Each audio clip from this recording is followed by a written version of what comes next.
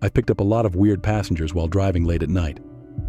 But this guy, he wasn't just weird, he was dangerous. And the worst part? I didn't realize it until it was almost too late. I've been driving for Lyft for a few years now. I usually stick to late night shifts. The roads are quieter, the tips are better. But every once in a while, something happens that makes me reconsider if it's worth it. This was one of those nights. I didn't have a dash cam back then. After that ride, I installed one immediately. It started like any other shift. Just me, the occasional hum of my old 2010 Honda Civic, and the distant flicker of streetlights. The city was practically deserted, which, like I said, I preferred. Sometime after 2 a.m., I got a request from a convenience store about 5 minutes away. It seemed normal enough until I got closer. That uneasy feeling hit me before I even pulled into the parking lot. The store was dark, completely closed, not a single car around. But someone was there. A man stood outside, pacing back and forth under the flickering neon sign. He was wearing a worn-out hoodie, sleeves frayed and torn. His movements were twitchy and he kept glancing over his shoulder like someone was after him. Every instinct told me to cancel the ride and drive away. My finger even hovered over the button, but I didn't. I don't know why, but I unlocked the doors.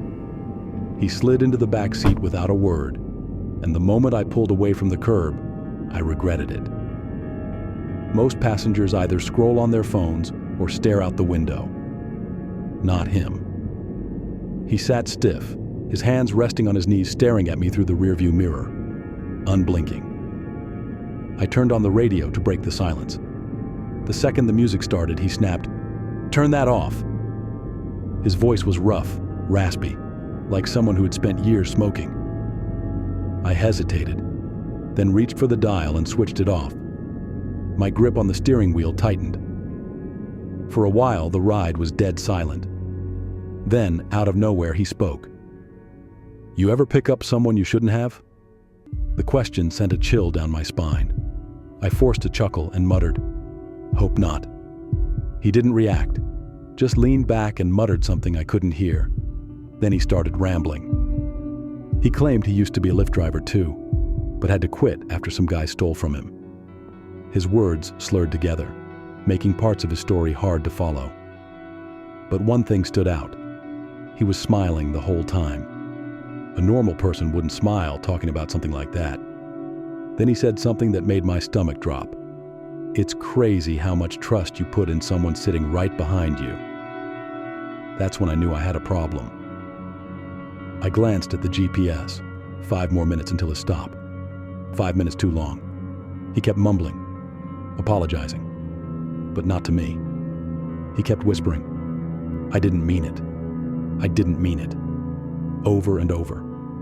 Then, just as we were about to reach his destination, he suddenly snapped out of it. His head jerked up and he barked, "You missed the turn." I didn't. The GPS showed we were on the right path. Still, I slammed on the brakes. Not out of obedience, out of fear. "Pull over," he demanded. My hands were shaking, but I did as he said. The second I shifted into park, a glow filled the car. Headlights. A police car rolled slowly down the street.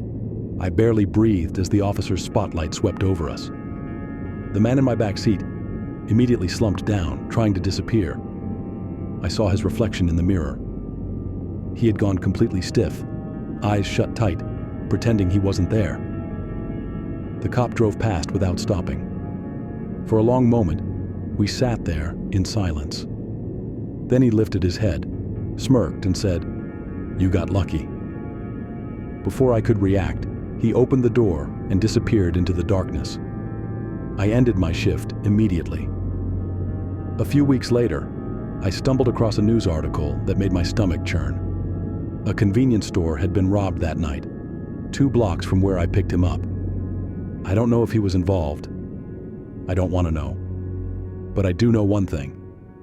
I'll never ignore my gut feeling again.